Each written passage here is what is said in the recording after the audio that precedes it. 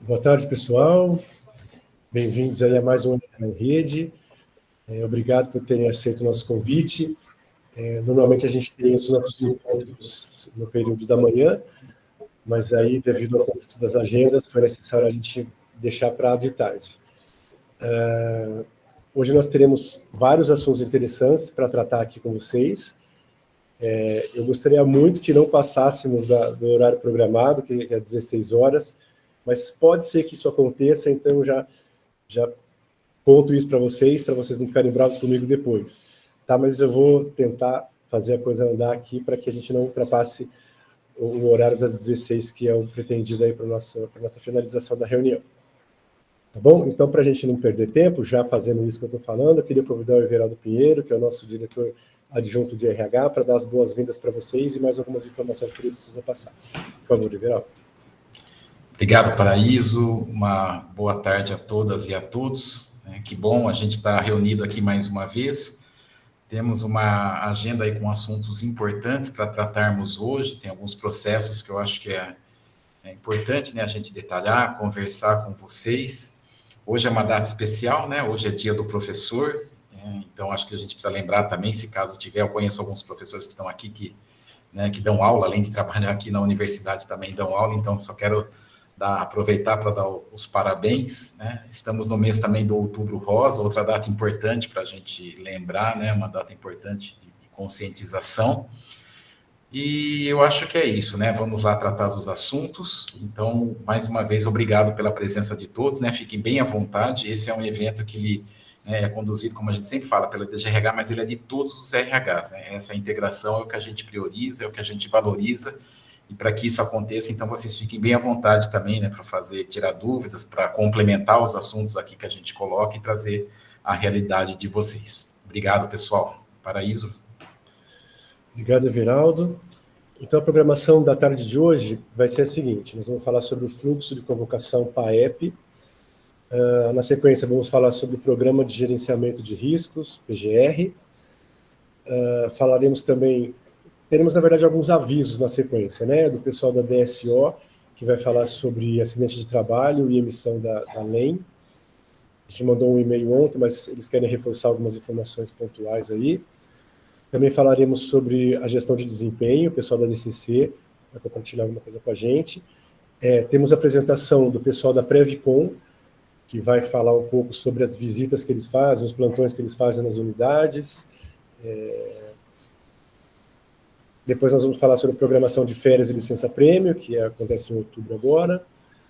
Temos o chamamento público dos patrulheiros, trabalho híbrido, e depois mais um informe sobre a Semana do Servidor. E é isso. Então, dando sequência, eu gostaria de convidar então a Jaqueline Manente, ela é coordenadora da divisão de administração de pessoal da DAP, aqui da DGRH, para falar então sobre o fluxo de convocação PAEP. Jaque, por favor. Boa tarde a todos, né? Que bom aí, agradeço a diretoria aí por esse espaço aqui para a gente poder compartilhar uma coisa que a gente acha que é bom aí para os RHs das unidades, né? E também vou falar assim, fazer alguns combinados, né? A nossa apresentação vai ter uma fala aí um pouquinho de cada um, né? Teremos a Francine, coordenadora do Vida Funcional. Teremos também algumas pessoas da admissão, né, da equipe de admissão, que é o Gabriel, a Rosana e também a Bianca, né? E aí, de combinado, assim, a gente vai ter a nossa apresentação, né, que a gente vai passar aqui, ela será compartilhada com vocês também. A gente entende que ali tem algumas informações importantes, que sim, o RH é importante ter essa apresentação depois ali. E aí as perguntas... Se tiverem alguma coisa, a gente pede para deixar no final, porque às vezes no decorrer da apresentação a gente já vai esclarecendo algumas coisas. O Paraíso falou, o tempo é um pouco curto, então a gente vai tentar priorizar e fazer uma breve apresentação e ter um espacinho ali para perguntas. Se não der para a gente responder todas as perguntas, aí fica valendo que pode encaminhar e-mail, né, para o Vida Funcional, e aí a gente vai responder também. a nossa apresentação, acho que a Bianca vai compartilhar agora, né? Acho que já vamos iniciar, então.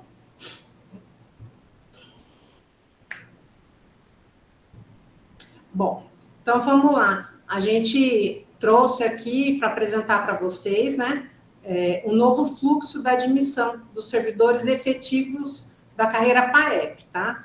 Então, ele é um fluxo novo, né, que ele foi readequado, repensado, né, mas, por enquanto, ele é exclusivo da carreira PAEP.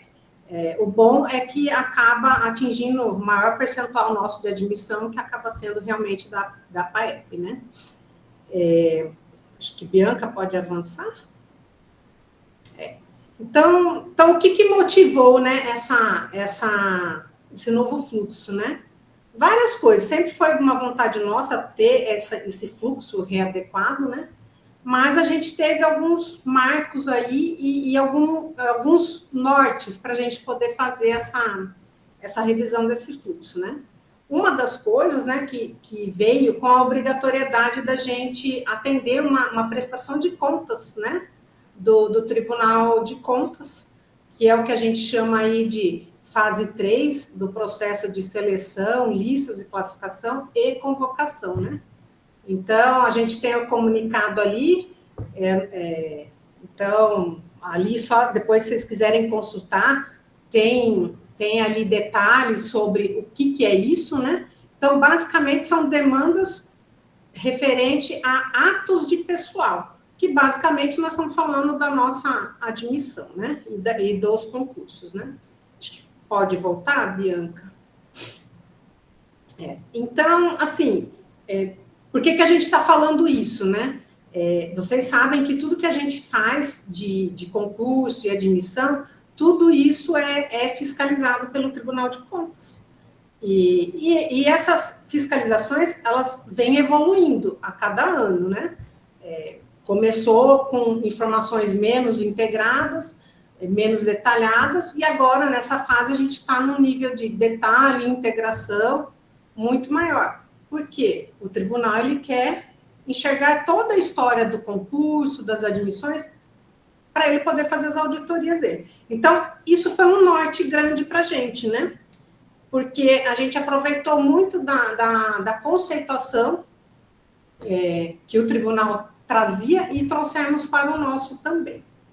Então, vocês vão ver que nossa apresentação ela vai se deter mais na fase da convocação mesmo, de admissão propriamente dito, tá? Esse é o nosso foco.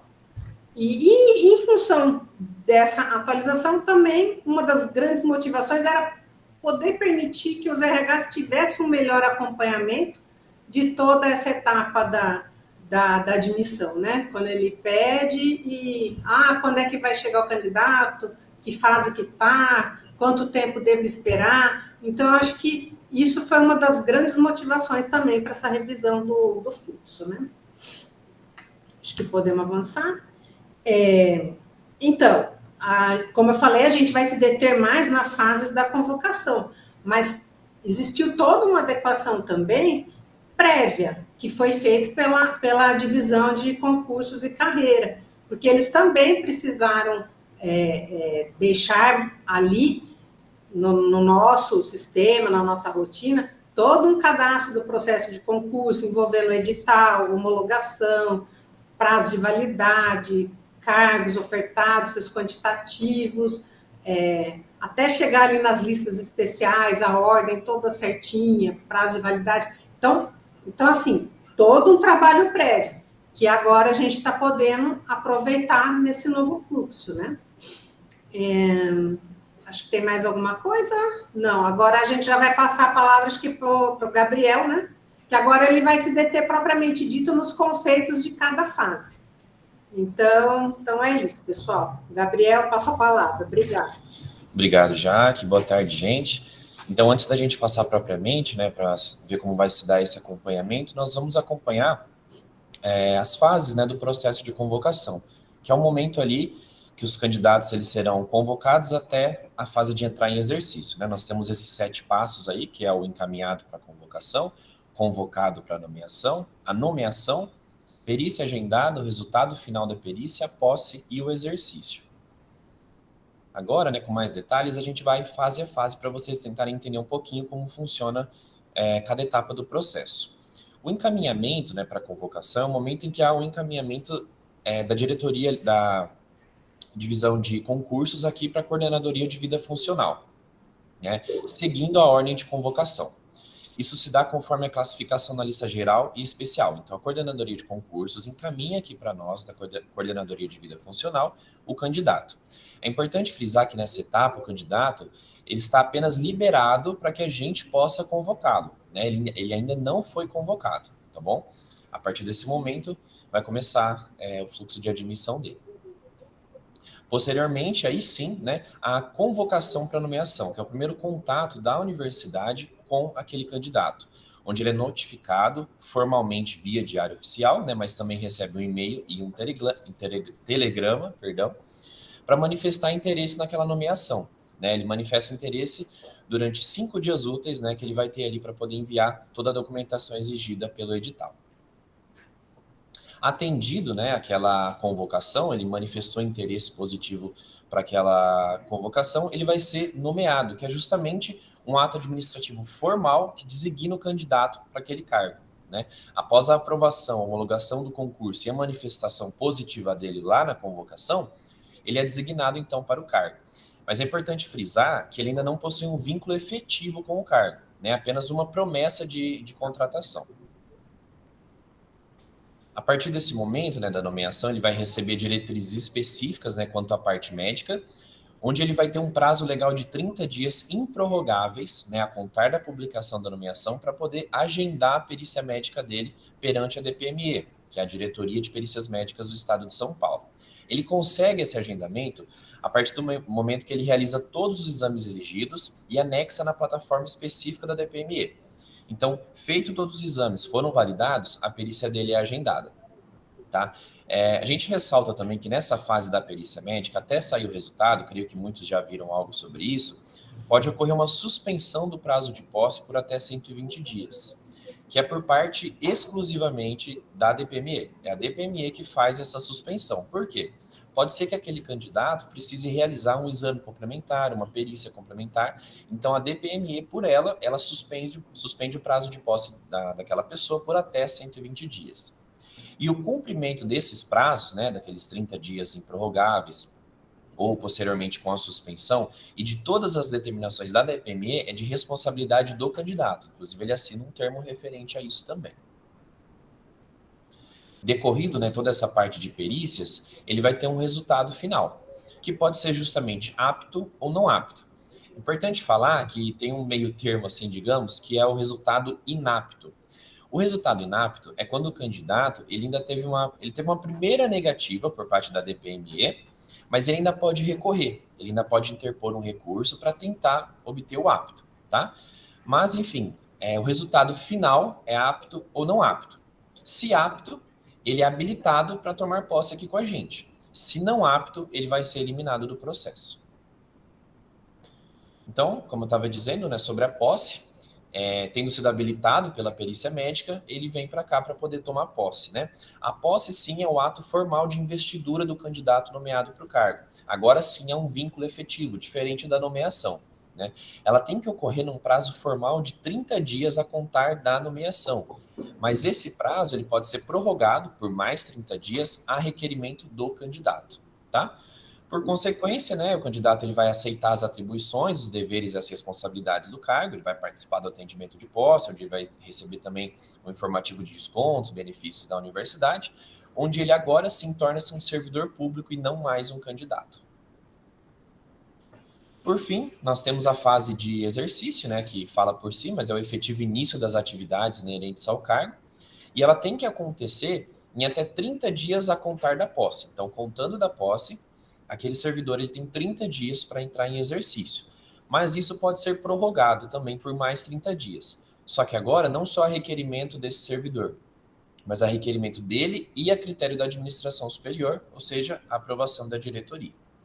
Por consequência, começa o início do estágio probatório dele. Aí, antes da gente fechar, tem dois conceitos que aparecem bastante também, que é a desistência e a eliminação. A desistência, ela se dá por uma manifestação do próprio candidato, né? E ela pode acontecer a qualquer momento a partir da fase 3, que é a nomeação. Ou seja, o candidato nomeado, se ao decorrer do processo ele manifestar a desistência, eu não quero mais esse cargo, a gente vai publicar a desistência dele no Diário Oficial. Só lembrando que caso essa desistência ocorra após a posse, então ele tomou posse, mas ele falou, não, depois ele falou, não quero mais. Isso é uma desistência, mas resulta em exoneração, porque agora ele já é um servidor público. A eliminação, diferentemente, ela pode acontecer em qualquer fase do processo, porque ela é motivada por outras coisas, a não ser a manifestação própria do candidato. Por exemplo, ele não atendeu as convocações da universidade. Então, teve aquela primeira convocação que ele recebeu ali por e-mail, por diário oficial e tudo mais. Se ele não atender aquilo, ele vai ser eliminado. Se ele não comparecer à coleta de digital, se ele não comparecer à própria posse, enfim, não comparecer às convocações no geral da universidade, né? Ou, por exemplo, ele não consegue o apto, ele tem um resultado final na perícia médica de não apto. Não cabe mais recursos no não apto. Ele vai ser eliminado. Se ele não cumprir algum dos requisitos previstos em edital, por exemplo, precisava entregar um documento, comprovar alguma escolaridade, e até a posse ele não comprovou, a gente procede com a eliminação dele. E por fim, é uma hipótese de que ele entre em exercício, mas ele toma posse, mas não entra em exercício, né? Isso também é uma hipótese de eliminação que resulta em exoneração, porque ele já vai ter tomado posse. Aí a gente deixou para vocês, vai ficar disponibilizado para vocês, né? Essa linha do tempo com as fases do processo, que eu sei que, para quem não está acostumado, é um processo bem confuso, né? Mas vocês podem retornar aqui quando necessário, vai estar gravado também, né? Mas só para a gente fazer, então, um fechamento antes da gente passar para o acompanhamento de cada uma dessas fases, tá bem? Então, ali na fase 1, como eu tinha dito, é o encaminhamento da coordenadoria de concursos aqui para a vida funcional daquele candidato. Na fase 2, nós convocamos esse candidato para a nomeação, onde ele vai ter 5 dias úteis para se manifestar. Se ele manifestar uma ausência ali de interesse, falar que não quer ou não fala nada, eliminação. Diferentemente, né, se enviada a documentação, ele vai ser nomeado na semana seguinte. Nomeado, ele recebe as diretrizes sobre perícias médicas, ele vai ter 30 dias improrrogáveis para a realização e envio dos exames, onde vai ser agendada a perícia médica dele. Na perícia médica, é importante a gente ressaltar também, da fase 4 à fase 5, que é a perícia médica, resultado final da perícia, pode levar um longo tempo, né? Talvez os RHs das unidades já estejam acostumados com isso, porque pode ter a suspensão do prazo, perícias complementares. Mas essa fase, vocês não receberão informativos, não vai ter um acompanhamento direto sobre isso. Então, se vocês entrarem depois no fluxo, no relatório, não vai estar falando assim que foi suspenso ou que ele precisa fazer um exame. Vai simplesmente estar falando que se ele ainda está em perícia não teve resultado, é porque, de fato, não teve resultado. Tá? Não vai estar falando qual é a intercorrência ali no meio. O que os RHs podem fazer para acompanhar nessa parte é justamente entrar no diário oficial com o nome do candidato. E aparece ali como está a situação dele. Tá?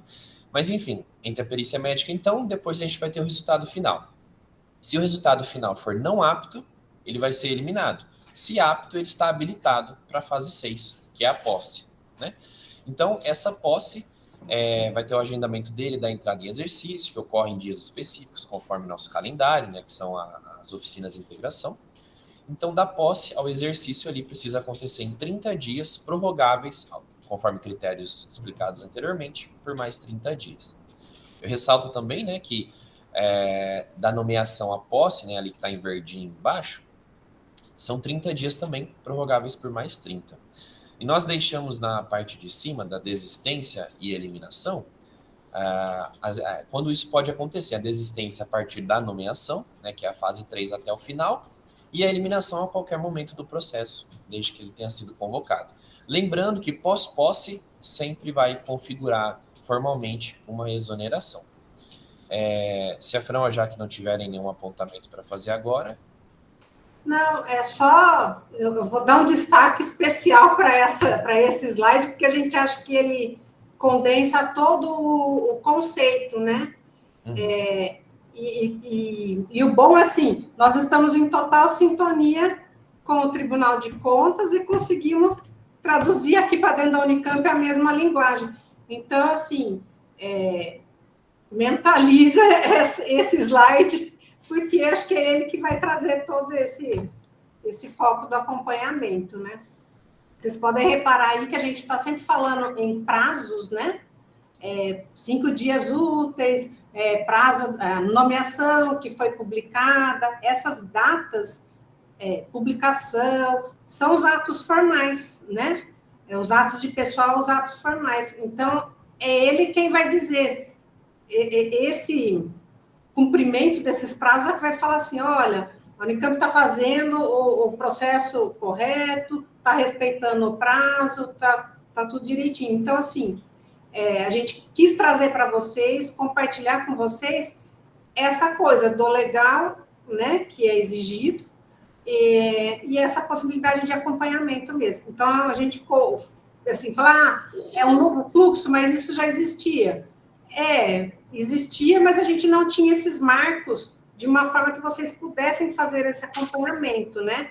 E muitas das nomenclaturas, algumas estão novas ali para vocês, né?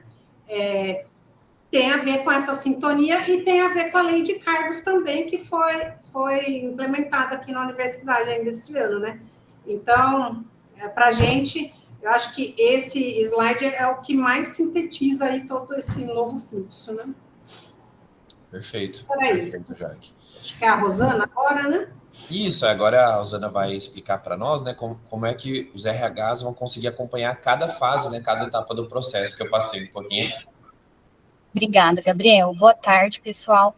Bom, então, como foi dito, essa revisão do fluxo de admissão, ela possibilitou, além do atendimento às exigências do Tribunal de Contas do Estado de São Paulo, também a melhoria da comunicação aqui da nossa Coordenadoria de Vida Funcional com os RHs, uma vez que ela proporciona uma maior autonomia aos RHs das unidades para o acompanhamento de seus candidatos que se encontram no fluxo de admissão. Então, nesse novo fluxo, as unidades vão passar a contar com alguns meios de acompanhamento direto desses processos, que serão o encaminhamento de e-mails a cada fase do processo de admissão, a possibilidade de consulta direta pelas unidades à interface do nosso fluxo admissional, através do módulo recrutamento e seleção do sistema sênior, e também vão ter disponível um relatório de consulta desses processos.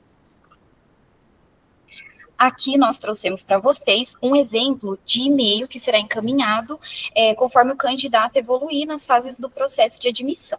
Atualmente, as unidades já recebem alguns e-mails que são disparados automaticamente pelo sistema sênior. No entanto, esses e-mails são encaminhados de uma maneira muito pontual. Nós fizemos uma revisão do conteúdo desses e-mails, então, a partir de agora, as unidades vão receber esses e-mails de maneira atualizada, então, em tempo real, conforme o candidato evoluir nas etapas do processo de admissão. Aqui nós trouxemos para vocês um exemplo do e-mail de nomeação, né? Ele tem informações mais detalhadas sobre o candidato, a vaga, eventuais diligências que a unidade vai ter que adotar, e esses e-mails vão ser disparados realmente em cada fase em que o candidato se encontrar. Aqui nós trouxemos para vocês a interface do fluxo de admissão. Essa é uma tela que nós aqui da Coordenadoria de Vida Funcional utilizamos para a alimentação dos processos dos candidatos. Como foi dito, com a revisão do fluxo de admissão, essa tela também foi revisada, então a partir de agora ela passa a refletir exatamente as informações que constam naquela linha do tempo que nós elaboramos para vocês.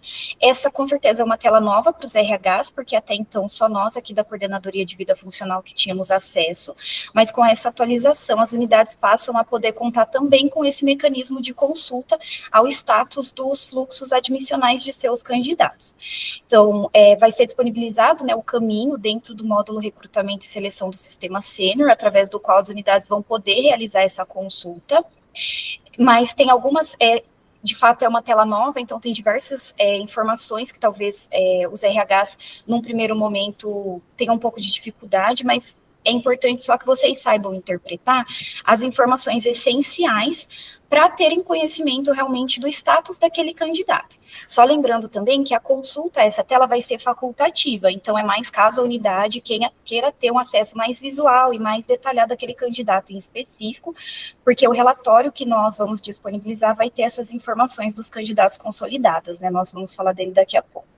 Então, para consultar essa interface, dentro do módulo recrutamento e seleção, no caminho que vai ser disponibilizado, a unidade vai precisar preencher alguns dados essenciais, né, referentes ao edital, então o ano e número do concurso e o número do candidato. Esse número a unidade vai receber no primeiro e-mail, ali quando foi iniciado, né, o processo de encaminhamento do candidato, a coordenadoria de concursos encaminha esse e-mail que tem o número do candidato. Então, esse número que a unidade vai precisar utilizar. E aí, em relação aos dados essenciais, né, que são de interesse da unidade, são aqueles que constam nessa tabela central da tela, né, na coluna descrição, na coluna atender o resultado e data DOE. Essas são as informações essenciais, né, que serão do interesse da unidade. Então, na coluna descrição, cada linha dessa coluna vai corresponder a uma fase do processo, que é exatamente uma daquelas fases que foi explicada na linha do tempo. Então, conforme o candidato for avançando no processo de admissão, essas linhas irão surgir, né? A gente vai atualizando ali as fases e alimentando com as informações correspondentes. Na sequência, a coluna data DOE vai trazer as datas ali de cada ato que ocorreu nesse processo de admissão. Via de regra, essa data vai corresponder à data da publicação do ato no Diário Oficial, exceto no que se refere às fases 1, 4 e 6. A fase 1, a data que vai constar ali, vai ser a referente à data do início do preenchimento do fluxo de admissão por nós aqui da Coordenadoria de Vida Funcional. Então, é uma data interna da DGRH. Na fase 4, vai constar a data da perícia médica agendada. E na fase 6, a data em que o candidato efetivamente tomará posse. Lembrando que a cada uma dessas fases, a unidade vai receber e-mails com as datas e todas as informações relevantes daquela fase. Na coluna atender o resultado, nós teremos sempre a opção sim ou não, que vai corresponder ao atendimento ou não da exigência daquela fase. Lembrando que na fase 5, que é referente ao resultado final da perícia, o sim corresponderá ao apto, que significa que o candidato está habilitado, né, à posse, e o não apto, que vai resultar em uma eliminação. Quando ocorrer a situação de solicitação de prorrogação de posse e entrada em exercício, como foi explicado, as datas respectivas serão preenchidas nessa parte superior, que correspondem a data da publicação da prorrogação da posse e da prorrogação do exercício no Diário Oficial do Estado de São Paulo, tá? Essas são as informações mais relevantes, né, para fins de consulta pela unidade. As demais informações, como data de início e data de término, que são ali as colunas do meio dessa tabela, elas são de uso interno, então a unidade não precisa se atentar e nem se preocupar com essas datas, tá? E ali em cima, em data início e data fim, isso vai significar, vai compreender o período em que o candidato permaneceu no processo. Então, a data de início é a data em que o fluxo foi iniciado aqui na Coordenadoria de Vida Funcional, e a data fim vai ser o início desse candidato. Jaque, quer complementar alguma coisa? Acho que volta um pouquinho, Bianca. Assim, para vocês talvez é uma tela cheia de informação, né, que o RH nunca tinha usado, né, vai poder consultar, mas ela é bastante rica, né, e aí a gente vai conseguir, com isso, ela possibilita várias coisas, né, inclusive aqui, assim, olha, eu consigo medir os tempos ali das nossas admissões, a gente consegue medir os tempos entre as fases, então, assim, ela abre várias possibilidades, né? Então, para vocês, às vezes, pode ser uma vou ter que constar. Não, é uma possibilidade de vocês poderem olhar os detalhes. Mas, de fato, é uma coisa que acabou abrindo outras possibilidades aí para a gente também. Era só isso. Obrigada. Obrigada, Jaque. Imagina, obrigada a você. Tem mais uma questão, né, que eu acho que aqui fica mais visual, que é importante relembrar que entre as fases 4 e 5, as unidades terão o conhecimento, como o Gabriel mencionou, apenas da data da perícia e do resultado final. Então, entre as fases 4 e 5, caso o candidato tenha uma suspensão, por exemplo, aí as unidades podem consultar o nome no Diário Oficial para consultar qual é o status daquele candidato. Então, no momento da consulta a essa interface do fluxo, o passo que se encontra aqui, por exemplo, até o passo 4, perícia agendada, ele vai corresponder exatamente ao status do candidato em tempo real. Então, isso significa que, por hora, ele teve perícia agendada e ainda aguarda a publicação do resultado final. Pode passar, por favor. Agora, nós trouxemos também a interface do relatório de acompanhamento que vai ser disponibilizado para as unidades. Então, também dentro do módulo recrutamento e seleção do sistema sênior, ficará disponível o relatório 145, que será referente aos candidatos no fluxo de admissão. Então, dentro desse relatório, haverá uma tela, né, onde as unidades vão poder alimentar com os parâmetros para a geração desse relatório, que vai trazer de uma maneira compilada os status dos fluxos de admissão dos seus candidatos. Então, aquela tela que nós mostramos agora é uma possibilidade da consulta individual, né, esses status, talvez de uma forma mais visual, porque ela reflete exatamente a linha do tempo, mas as unidades também vão contar com a possibilidade de geração desse relatório.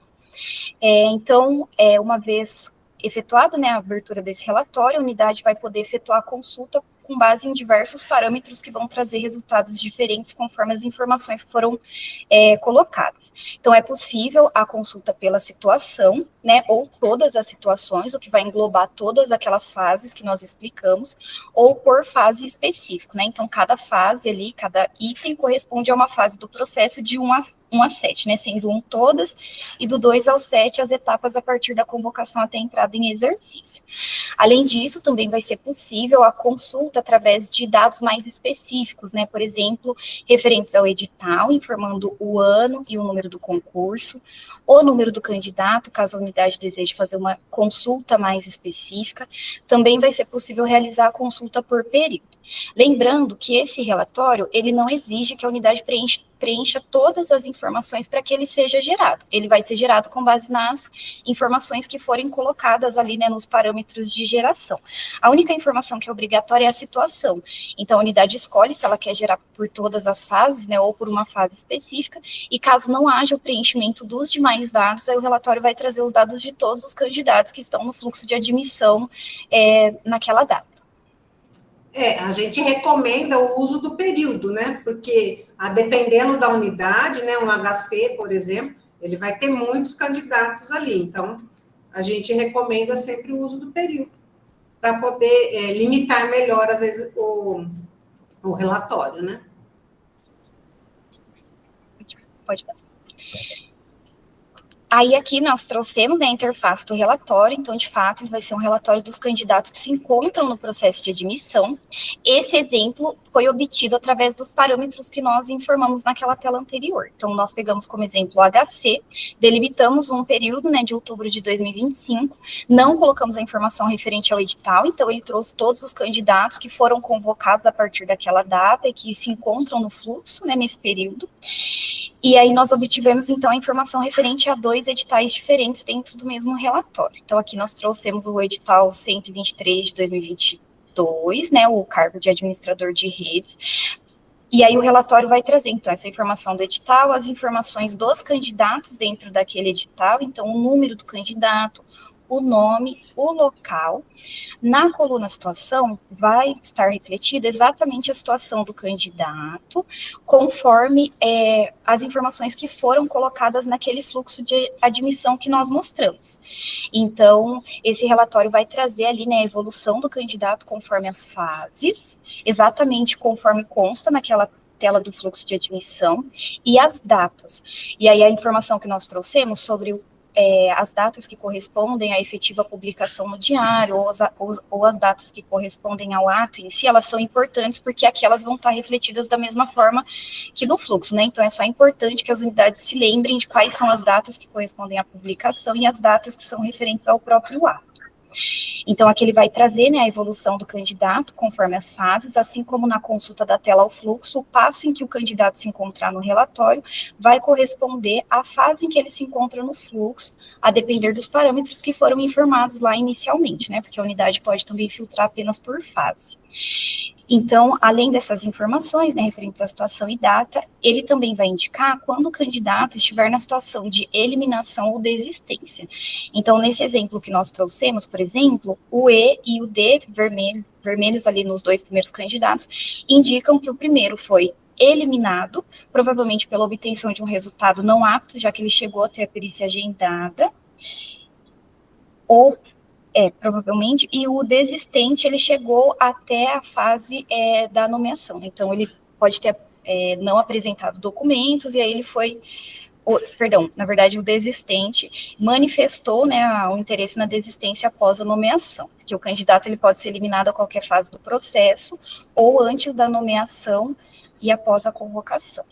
E aí, aqui no relatório também, né, nós temos o edital 5 de 2024, que é o fisioterapeuta. Então, nesse caso, nós temos um candidato que ainda está no fluxo e parou ali na etapa da nomeação, né? Então, o próximo passo para esse candidato vai ser o agendamento da perícia médica.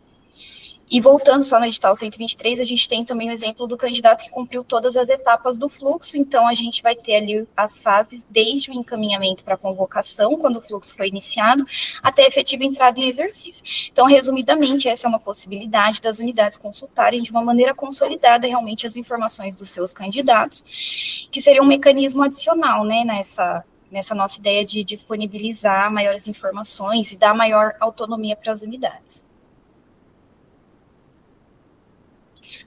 Agora, eu não sei se a Jaque quer acrescentar alguma coisa, mas eu vou passar a palavra... É para a Fran mesmo. Então, tá bom. Então, eu vou passar a palavra para a Francine, nossa coordenadora aqui do Vida Funcional, que vai fazer mais alguns acréscimos também nesse final da nossa apresentação. Boa tarde a todos. Muito obrigada, Jaqueline, Gabriel, Rosana. Alguns recados adicionais... Só informando que esse fluxo, ele já está em produção desde o dia 1º de outubro. Então, algumas unidades já receberam esse novo modelo de e-mail de convocação. Porém, nesse primeiro momento, nós teremos, então, os candidatos no fluxo antigo, que permanecem no fluxo antigo. Então, vai ocorrendo essa migração automática, conforme ocorrer a entrada em exercício desses candidatos. E temos os candidatos já no fluxo novo. O relatório de acompanhamento e a interface de consulta, ela vai ser disponibilizada já nas próximas semanas, e aí vai ocorrer essa divulgação formal aqui da DGRH para os RHs, informando essa data exata. E é isso. Eu quero fazer alguns agradecimentos finais para toda a equipe que participou, a Jaqueline, a nossa coordenadora da Divisão de Administração de Pessoal, da DAP, toda a equipe aqui do Vida Funcional, a divisão de informática da DGRH, o RH do Instituto de Química, o Flávio, que trouxe algumas observações, alguns apontamentos, trazendo a visão do RH, que contribuiu de uma forma muito positiva para o nosso processo. E a gente fica à disposição agora para qualquer dúvida que vocês tiverem, o que a gente possa auxiliar, nós ficamos à disposição através do nosso e-mail, e também se alguém tiver alguma dúvida agora, eu não sei para isso como que está o nosso tempo, se a gente puder esclarecer, ficamos à disposição. Muito obrigada a todos. Joia, Fran, obrigado.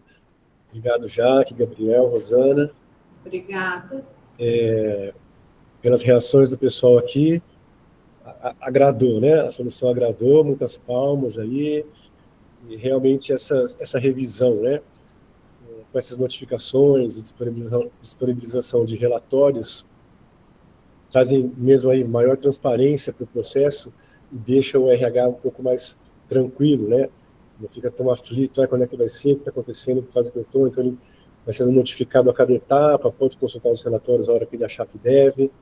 Eu acho que isso é bem importante. Então, também quero dar os parabéns aí para a equipe, e realmente fica um trabalho muito bom. Eu não sei se alguém tem alguma pergunta para fazer, alguém quer falar alguma coisa? Tem uma pergunta no chat aqui, quando ficará disponível, por favor? Já está disponível, né, pessoal? Desde o dia 1º, é isso? Desde o dia 1º já está disponível o fluxo novo, porém as unidades ainda não têm acesso ao relatório de acompanhamento e à interface.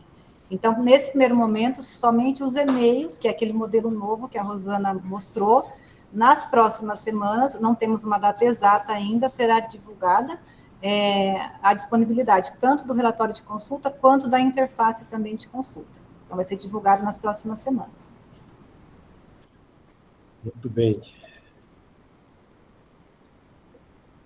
Então, a gente pode dar sequência, se vocês tiverem dúvidas depois também, acho que na utilização, né, quando os relatórios já estiverem mais disponíveis, talvez surja alguma dúvida, o e-mail dele está aí, nós vamos disponibilizar para vocês também essa apresentação, então assim, dá para consultar, dá para assistir de novo a reunião se precisar, e também falar com eles pelo e-mail aí do GRH, da PADM.br.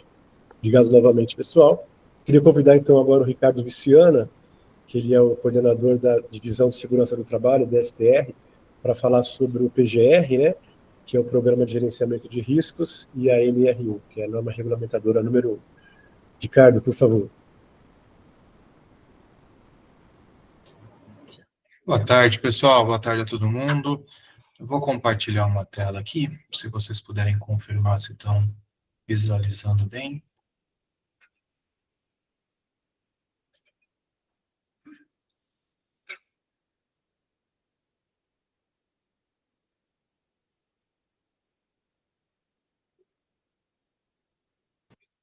Tá bom. Maravilha. Está conseguindo enxergar? Perfeito. Sim, sim. Obrigado. Então é o seguinte, pessoal, a ideia hoje aqui é a gente falar um pouquinho sobre a nova NR1 e um pouco do gerenciamento de riscos ocupacionais. Eu sou o Ricardo, eu sou coordenador da Divisão de Segurança do Trabalho aqui, e eu vou abordar um pouquinho o tema. Algumas unidades já tiveram um pouco acesso a isso, a gente já teve algumas conversas com algumas unidades, mas aqui eu acho que é interessante a gente falar um pouquinho para todo mundo. Então, a gente tem uma modificação legislativa que aconteceu nos últimos anos relacionados à segurança do trabalho, e essa modificação, ela trouxe alguns avanços, eu vou tentar trazer isso nos próximos slides, e bem recentemente, que é o que está mais na moda, vamos dizer assim, é o que está mais todo mundo comentando nos últimos tempos, a inclusão também do olhar sobre os fatores psicossociais relacionados ao trabalho. Então, é uma norma que foi atualizada, que está trazendo uma forma diferente, uma mudança de paradigma no olhar para a segurança do trabalho, e que a gente aqui na universidade vem trabalhando já há algum tempo, implantando algumas coisas, realizando algumas coisas, e ainda tendo bastante coisa para fazer. A gente tem, como acho que vale a pena deixar claro, assim, para todo mundo, a gente no início desse ano conseguiu publicar uma nova deliberação CAD, uma atualização, quase 20 anos depois aí, 25 anos depois da última, que falava sobre a política de segurança do trabalho na universidade. Então, hoje a gente tem uma CAD atualizada, é a CAD 7 de 2025, e essa CAD, ela traz elementos já atualizados com a legislação, e, acima de tudo, as obrigações e as parcerias e o papel de cada um, desde os servidores, das chefias, das unidades, da própria DGRH e DSTR, em todo esse processo relacionado à segurança do trabalho. Mas o que eu acho que é mais relevante para a gente trazer e deixar claro é que pela primeira vez na universidade, a gente está fazendo um levantamento um pouco mais amplo dos riscos e das situações que os nossos trabalhadores estão expostos. É muito comum, e antigamente isso sempre foi feito pela DSTR, um olhar sobre os riscos físicos, químicos e biológicos. Eles eram os riscos tradicionais e que sempre foram olhados ao longo do tempo. Com essas mudanças e com a reorganização também da DSTR, a gente tem trazido um olhar também para os riscos de acidentes e para os fatores ergonômicos como um todo, que estão relacionados ao ambiente de trabalho. E dentro desses fatores ergonômicos, a gente tem os riscos psicossociais. Então, a gente está falando de um levantamento bem amplo, um levantamento bem mais completo, e que a gente está realizando na universidade como um todo, né? Então, esse é a base teórica, vamos dizer assim, e legal do Programa de Gerenciamento de Riscos da Unicamp.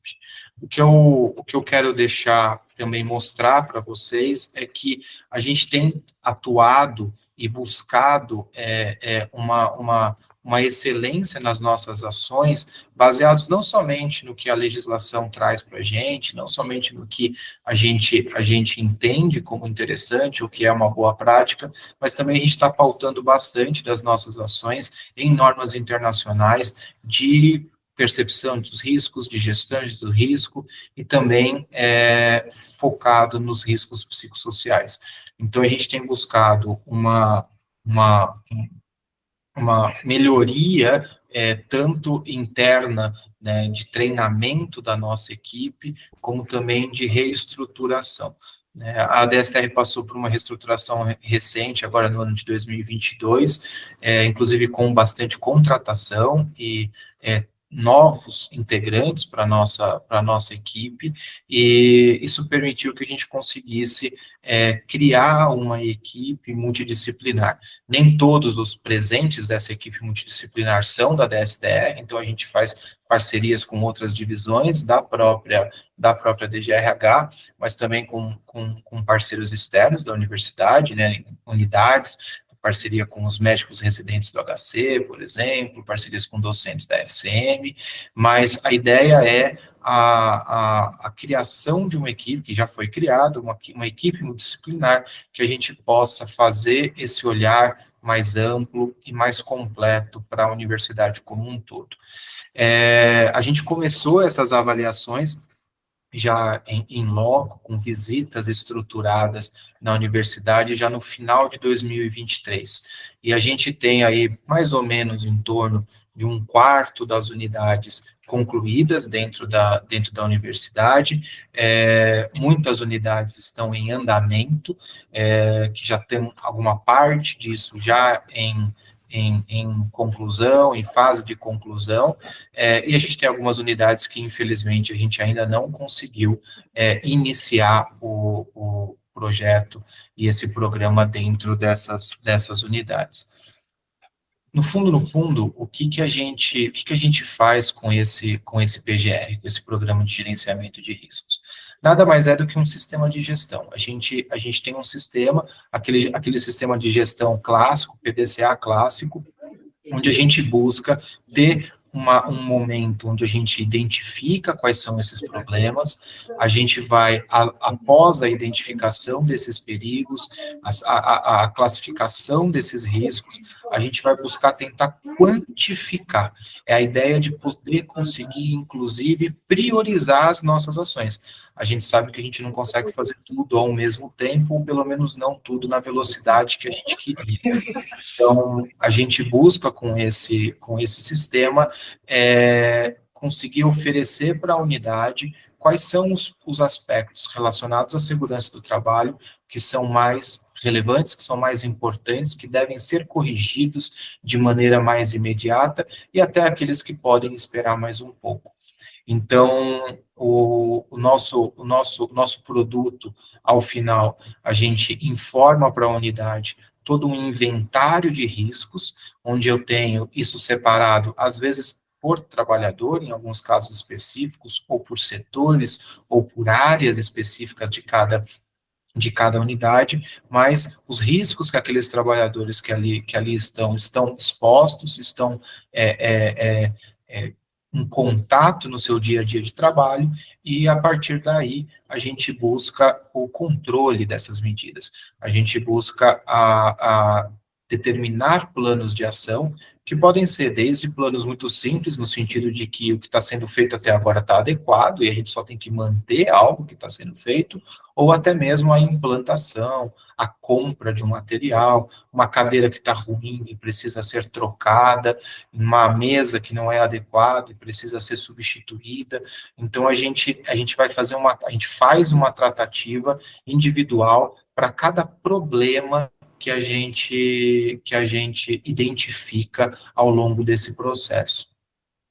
Nesse slide tem um exemplo de um inventário de risco, de uma área específica, nesse caso do CAISM, mas de uma área específica, onde a gente busca trazer para a unidade um conjunto enorme de informações. A minha ideia não é ir a fundo nessas informações aqui, mas é só para mostrar que a gente tem aspectos onde a gente consegue identificar alterações ergonômicas, na primeira linha ali, abaixo de agente, a gente consegue perceber que tem riscos ergonômicos. Nesse caso, a gente tem problema com a cadeira onde essas pessoas estão sendo usadas, a gente tem vários produtos químicos ali, com nomes estranhos sendo colocados, muitos deles, inclusive, com quantificação, que é uma coisa que a gente também está fazendo, é quantificar esses produtos químicos no ambiente de trabalho, que é uma coisa muito importante para a gente poder entender o quanto que as medidas de proteção que já são presentes no momento atual são suficientes para proteger e oferecer um ambiente seguro para os nossos trabalhadores, mas o interessante é que a gente olhar a última coluna dessa grande planilha, a gente tem vários planos de ação. Em muitos casos, a situação está tranquila, ela tá aceitável, ela pode ser apenas monitorada, mas em alguns casos eu posso ter situação onde eu preciso adquirir coisas, comprar coisas, e muitas vezes ações bem diretas têm que ser tomadas. Voltando nesse slide anterior, para aquelas unidades que a gente já fez esse programa, as unidades recebem o programa inteiro através de um processo que a gente cria no CIGAD, que a ideia é que a gente tenha um histórico e com um acesso direto da direção e dos responsáveis da unidade nesse processo. Todas as unidades que já receberam, eles receberam tabelinhas como essa do plano de ação que tem embaixo, onde a gente tem datas, a gente tem colocado prazos, e a gente tem muitos desses planos de ação, eles têm responsabilidades compartilhadas. O que eu quero dizer com isso? Tem coisa que o problema vai ser meu aqui da DSTR, a gente vai precisar resolver algumas coisas, e fazer algumas coisas, e propor algumas coisas, e fornecer equipamentos, situações como essa.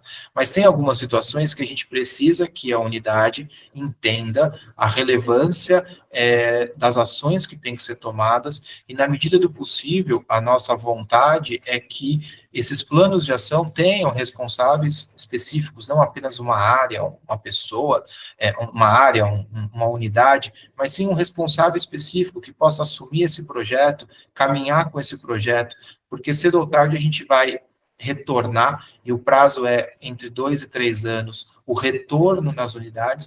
Então isso é um programa, né? Então ele não tem data de fim, a gente começa esse programa, mas ele não termina, mas a ideia é que a gente retorne nas unidades de tempos em tempos, a cada 2 ou 3 anos, para que a gente possa verificar o que foi feito, o que não foi feito, e as situações que ainda se mantenham, as situações que são diferentes e que precisam ser avaliadas como novas situações de exposição aos nossos trabalhadores. Eu vou falar rapidamente sobre alguns aspectos dos riscos psicossociais, que tem sido um tema, muita gente tem visto isso por aí, pessoal de RH deve receber, vira e mexe, alguma coisa no Instagram da vida, de um curso, de alguma plataforma, alguma coisa do tipo. Então, muita gente tentando ganhar dinheiro com isso daí também nesses últimos tempos, mas a gente entendeu aqui dentro da universidade que a gente tem cabeças muito boas e pessoas muito, muito estudadas, treinadas e com capacidade técnica. Então, a gente criou uma metodologia baseado na ISO internacional, mas a gente criou uma metodologia interna. Então, a gente está fazendo avaliações, daqui a pouquinho eu vou falar um pouco sobre essa metodologia, mas quando a gente fala do risco psicossocial, é importante a gente entender que esse risco psicossocial, ele vai ter 3 grandes aspectos, 3 grandes vertentes que a gente vai ter que prestar atenção para poder olhar para o risco psicossocial. Um deles é a maneira direta como esse trabalho é organizado. Então, ali eu tenho, desde situações relacionadas à autonomia na execução dessas tarefas, o próprio ritmo de trabalho, como ele é realizado, a comparação, ou o binômio o papel que a pessoa entende, o papel que a pessoa realmente tem e a expectativa que ela tem diante daquele papel, as mudanças que acontecem nessa forma de organização, toda vez que chega um chefe novo, isso daí muda, os ritmos mudam, os fluxos acabam se modificando, tudo isso traz alguns problemas, ou tem a potencialidade de trazer alguns problemas na forma como esse trabalho é organizado. Existe um outro lado, que também está dentro do risco psicossocial, que são os fatores sociais relacionados ao trabalho. Então, não é apenas como o trabalho se organiza, mas sim como as pessoas ao redor também se organizam diante desse trabalho.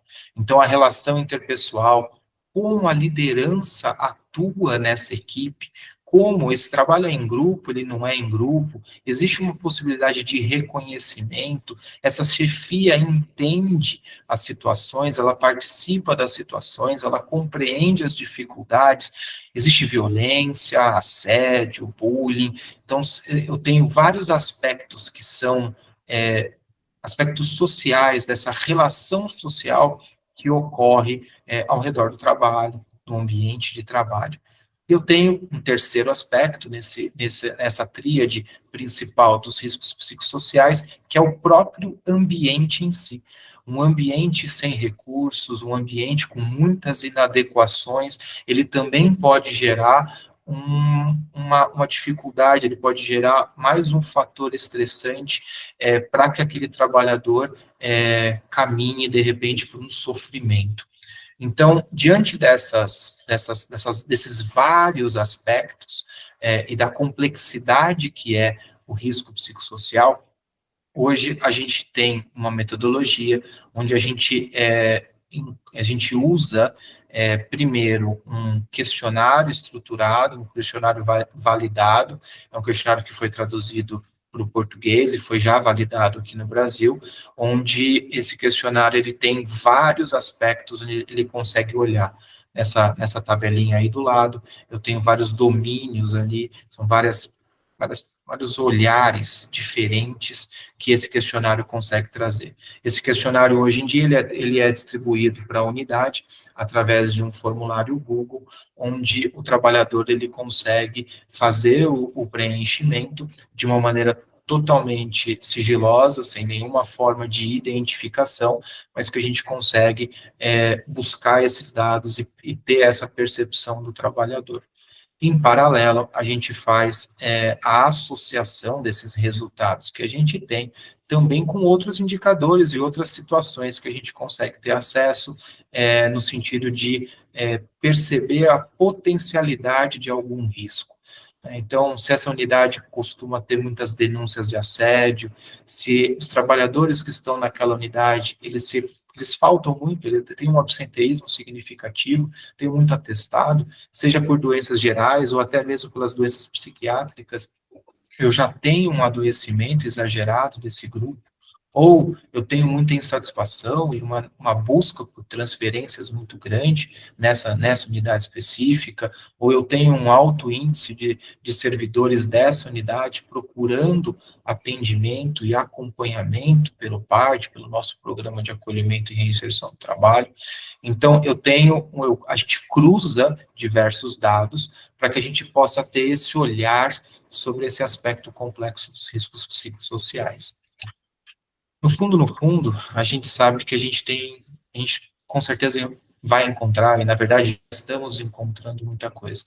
Tem muitos problemas que a gente sabe que a gente tem a potencialidade de encontrar aqui dentro da universidade. Essa é uma lista pequena, mas que a gente já percebe, a gente já consegue perceber isso em algumas situações. Mas o mais importante, eu acho que para a gente deixar bem claro, é que quando eu falo de risco psicossocial, não existe um ter e não ter, não existe aqui eu não tenho isso. Não, o risco psicossocial, ele sempre está ali. A diferença é que eu tenho muitas coisas que nos protegem.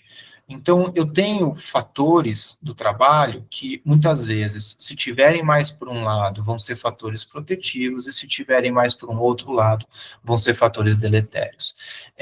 Um pouco disso é o que a gente tenta fazer nos indicadores, na forma visual que a gente vai entregar os indicadores para a unidade.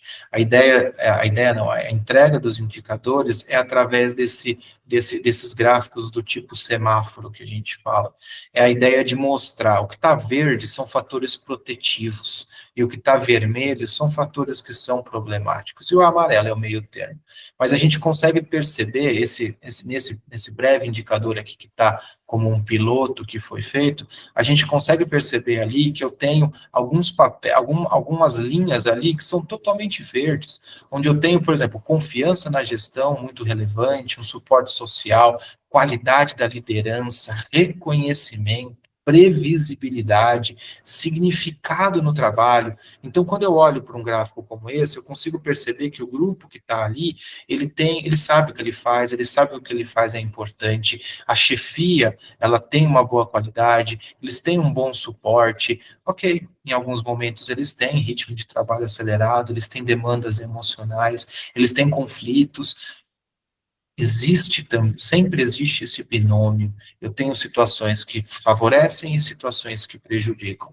E é essa análise em conjunto de todos esses fatores, juntamente com os outros indicadores que eu falei anteriormente, é que a gente vai buscar a orientação de diversos planos de ação para as unidades, com a intenção de buscar melhorias nesse sentido.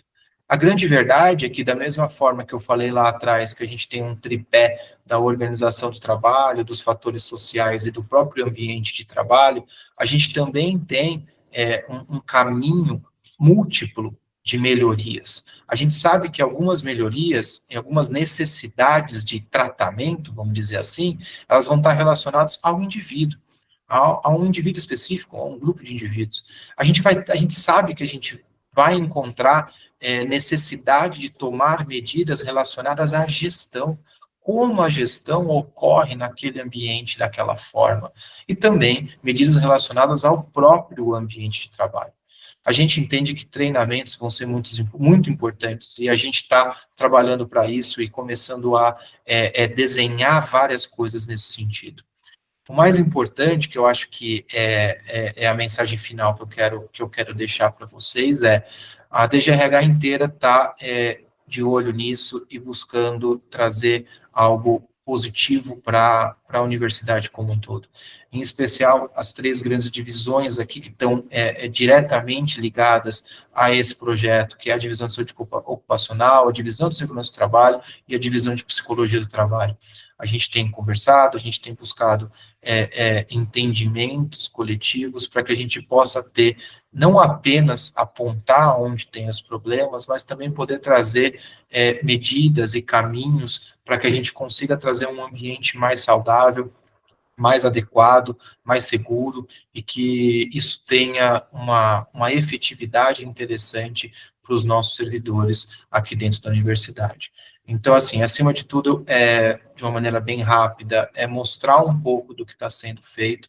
Algumas unidades já tiveram um pouco dessa vivência com a gente está ampliando cada vez mais o nosso leque de unidades, onde a gente está atendendo as nossas visitas, e cada vez mais agora com os riscos psicossociais, com outros aspectos envolvidos nessa percepção dos riscos e dos perigos que os nossos trabalhadores estão expostos. Então, a gente tem um trabalho muito longo pela frente, a gente tem muita coisa para ser feita, mas acho que se todo mundo ajudar um pouco, se a gente, todos nós participarmos juntos, a gente vai conseguir, com certeza, num médio prazo, um ambiente melhor, um ambiente mais adequado, um ambiente mais saudável para todos nós, que eu acho que, no fundo, a gente de recursos humanos, acho que é isso que a gente busca. Eu agradeço, fico à disposição aí, Paraíso. Obrigado. Obrigado, Ricardo. Acho que toda essa ação aí, grande, complexa, né? Necessária e importante para permitir esse mapeamento, né? E o acompanhamento de todo esse trabalho para prevenir aí qualquer risco e é o que você falou no final aí, né? Manter a saúde, sempre focado na saúde dos trabalhadores, que eu acho que é é o mais importante, né? Eu acho não, tenho certeza que é. Muito obrigado, Ricardo. Eu não sei se alguém quer fazer alguma pergunta. Renato? Por favor, Renato. Bom dia, espero que você esteja me ouvindo. Ricardo, eu vi ali que no caso da avaliação de riscos, tem lá uma elaboração do mapa dos riscos e, pelo que eu entendi, tem um retorno a cada 3 anos, né? Mas com relação aos riscos psicossociais, é o mesmo período? Se foi identificado algum risco nesse mapa? É identificado um problema, é sugerido as ações e volta-se também depois de 3 anos com relação aos riscos psicossociais? O que acontece depende muito do problema que é identificado, né? O prazo máximo de verificação nosso, se esses planos de ação eles estão sendo seguidos ou não, é esse prazo. A própria legislação coloca que entre 2 e 3 anos é obrigatório essa fiscalização se os planos de ação estão sendo seguidos conforme foram orientados. Mas muitas medidas, elas são muito mais rápidas do que isso, né? Então, a gente tem situações em que a gente consegue resolver num período de tempo muito menor, e a gente preza para isso. Mas, ao mesmo tempo, a gente sabe que, por exemplo, se você for hoje querer comprar uma mesa nova, por exemplo, você vai ter que colocar no programa de compras, no seu PCA. Esse PCA, a gente está exatamente no momento de revisão do PCA, mas você vai ter que colocar no PCA para poder fazer, para ver se você consegue dinheiro para o ano seguinte, e você vai ter o ano seguinte para poder fazer esse processo de licitação, de compra, e só depois disso é que você vai poder reavaliar para ver se essa situação melhorou. Como ele é um programa que ele engloba desde fatores muito, vamos dizer assim, concretos, que é uma mesa quebrada, que é uma cadeira de ser trocada, até fatores sociais que são muito mais complexos e às vezes até difíceis de serem medidos, esse prazo ele acaba sendo único para todo mundo, mas a gente costuma definir nos nossos planos de ação prazos específicos. Então, vai ter situação que eu preciso resolver em 90 dias. Vai ter situação que eu preciso ter uma atitude sendo tomada num período de tempo muito menor do que os 3 anos. Os 3 anos, a única preocupação dos 3 anos é minha, como da DSTR. Eu tenho a obrigação de voltar lá e cobrar a unidade o que foi feito e o que não foi feito nesse período. Mas os planos de ação, eles são específicos. E cada plano vai ter o seu período de planejamento, o seu período de execução e o seu período de aferição de como foi esses resultados. Né? Um pouquinho do que eu mostrei naquela tabelinha lá no início. Então, cada plano de ação, ele vai ter um tempo específico. Né? A visita da DSTR no sentido de reolhar todo o programa, não só o risco psicossocial, mas todo o programa, isso é para acontecer a cada 2 ou 3 anos. Mas isso vai ter coisas que acontecem em menos tempo. Entendi, obrigado. Obrigado, Renato, pela pergunta, Ricardo, pela resposta. Se tiverem mais dúvidas também, vocês podem entrar em contato posteriormente aí com o e-mail do DSTR para poder tratar sobre isso. Obrigado novamente. Dando sequência, queria convidar então a Michele Rodrigues, ela é a supervisora da seção de acompanhamento previdenciário e perícias da DSO, para falar sobre o acidente de trabalho CLT e ESU e a emissão da lei. Michele, por favor. Paraíso, é a doutora Rose que vai falar. Ok, doutora Rose, por favor. Obrigada, Paraíso. Boa tarde a todos. Na verdade, a gente solicitou só um tempinho para pedir mais uma ajuda para todos vocês e reforçar algumas questões após a implantação da nova estrutura para registro, né, e caracterização de acidente de trabalho. Inclusive, nós enviamos um e-mail hoje, né, para todos os RHs, reforçando essas questões. Foi implantado no procedimento a partir de 1 de setembro, né, e as pessoas têm buscado a DSO, mas nós ainda temos muitos gaps. É muito comum o servidor vir aqui sem ter passado inicialmente por atendimento médico. Então, muitos vêm até nós sem o laudo médico, que é a parte inicial super importante. Fica bem claro lá, com as orientações do portal, né, que, em primeiro lugar, o servidor deve buscar atendimento médico.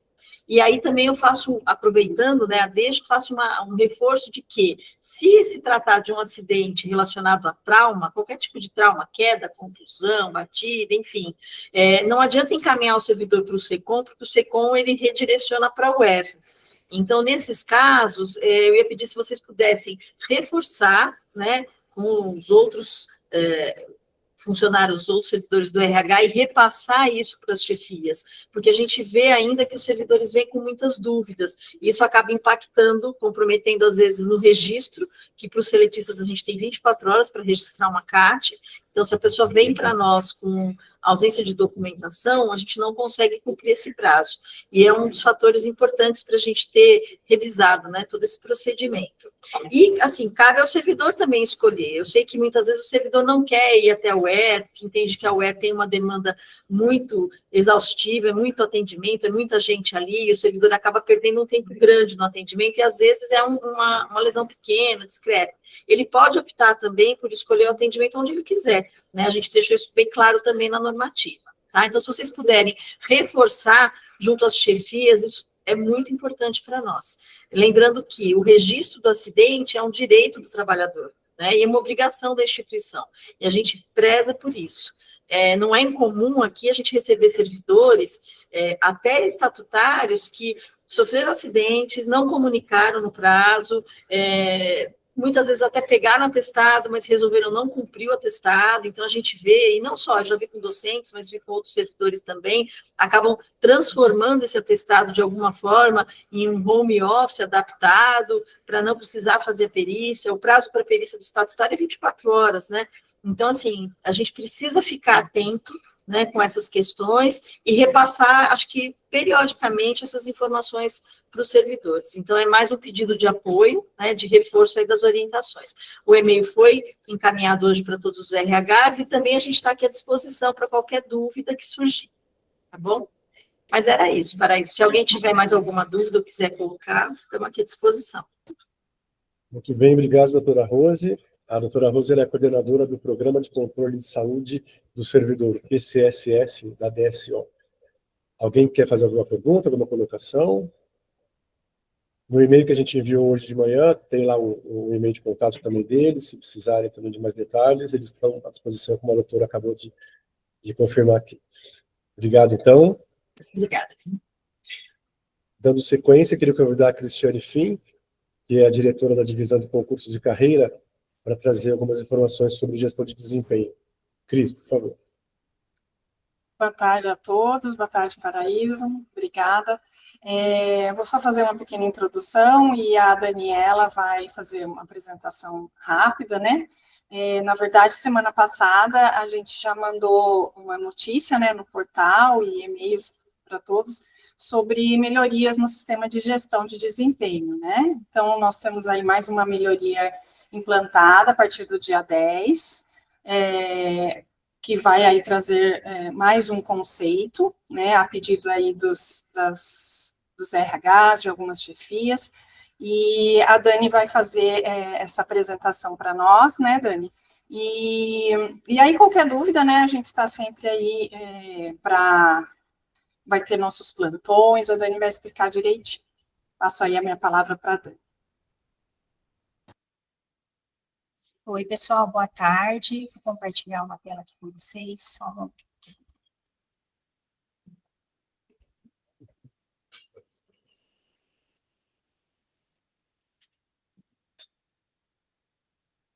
Estão visualizando? Sim, Dani. Então, como a Cris falou, minha fala aqui vai ser breve, mas para reforçar a notícia que já foi transmitida pela DGH, né, no dia 10 desse mês, sobre essa melhoria, então, que a gente está implantando nesse mês no processo de avaliação de desempenho. Para contextualizar um pouquinho e retomando rapidamente o histórico do sistema de gestão de desempenho da maneira que nós temos hoje, Em 2022, nós começamos com a elaboração dos modelos de ocupação, aí, na sequência, nós tivemos a construção dos planos de trabalho, e a partir de 2023, nós tivemos o início das avaliações. Nossa. Neste ano, então, como a Cris já adiantou, por solicitação vinda das próprias chefias e dos RHs, que trouxeram para a gente a necessidade da implantação de um conceito intermediário, né, entre aqueles conceitos que nós já utilizávamos, nós incluímos o conceito de atende parcialmente nas avaliações. Então, a nossa escala de avaliação de cada critério passou a ter 5 opções, nesta ordem que eu estou mostrando aqui para vocês. Não atende, atende parcialmente, atende satisfatoriamente, atende com excelência e atende acima do esperado. Nessa tela eu estou mostrando para vocês uma página lá do nosso manual de orientações, né, da gestão de desempenho. A gente já atualizou o manual, e aí a partir da página 9 vocês podem visualizar esse novo conceito, e depois vem a definição do conceito desse e dos demais que nós já tínhamos, né? E também da aplicação desse conceito para cada critério que a gente pode utilizar na avaliação de desempenho. Então, aqui a gente tem no item 5.2 do manual, essa aplicação que eu falei para vocês, do atende parcialmente, satisfatoriamente, atende com excelência e atende acima do esperado para cada um dos critérios, aproveitamento de recursos, autonomia e assim segue. Aqui é a continuação com os critérios que vai até o trabalho em equipe. Eu trouxe aqui também, só para vocês verem a tela, que ela não foi modificada, ela continua a mesma, vocês vão visualizar, então, na hora da avaliação, a área de atividade, aqui ao lado, os critérios que foram escolhidos para avaliação, e aqui os conceitos, como a gente falou, esse novo atende parcialmente vai estar entre o não atende e o atende satisfatoriamente. E aqui a gente consegue visualizar a aplicação desse conceito também no gráfico de desempenho, com a distribuição, né, da avaliação de cada servidor. Também queria só reforçar que nós, costumeiramente, como fazemos, teremos nossos plantões de dúvidas, em 6 horários diferentes, a partir do dia 21/10, um dia por mês, mas em 2 horários todos os dias. Então, incentivo vocês a participarem dos plantões, a entrarem, a equipe está à disposição para esclarecer dúvidas, não só em relação a esse conceito, mas outros que surgirem, e também os nossos ramais. Gustavo, Gabriel, Marcelo estão aqui para atender vocês, eu também, a Cris Fim, os nossos ramais que vocês já sabem, né, o e-mail da carreira também está à disposição, e é isso, queria agradecer a atenção e, mais uma vez, nos colocar à disposição para que vocês necessitarem em relação a esse processo. Muito bem, Dani, obrigado. Só mais uma questão para isso. O link para os plantões também está lá no portal da DGRH, lá no menu manual, né, onde a gente encontra o manual, também encontra o horário dos plantões e o link. Ok? Ok, Dani, Obrigada. obrigado. Ana Paula, quer falar alguma coisa? Levantou a mão? Eu só perdi uma coisa. Onde que está o manual? É aquele que você apresentou? O manual da gestão de desempenho, ele fica lá no portal da DGRH, quando você vai no menu Carreira PAEP, na opção Gestão de Desempenho, lá no final da página, vai ter um link que leva todos os documentos relacionados a esse serviço. E lá a gente encontra o manual e encontra também um pouquinho acima o link para os plantões. Obrigada. Mas aí, Ana Paula, se você tiver dificuldade, liga aqui para a gente que a gente faz o caminho com você. Ah, tá. É que eu fui direto no sistema, né, eu vi, mas aí eu vou procurar no outro lugar. Obrigada. Tá certo, por nada. Joia, obrigado novamente. Dando sequência, então, aqui na nossa programação, nós teremos a apresentação do pessoal da Previcon, Sirlene Duarte.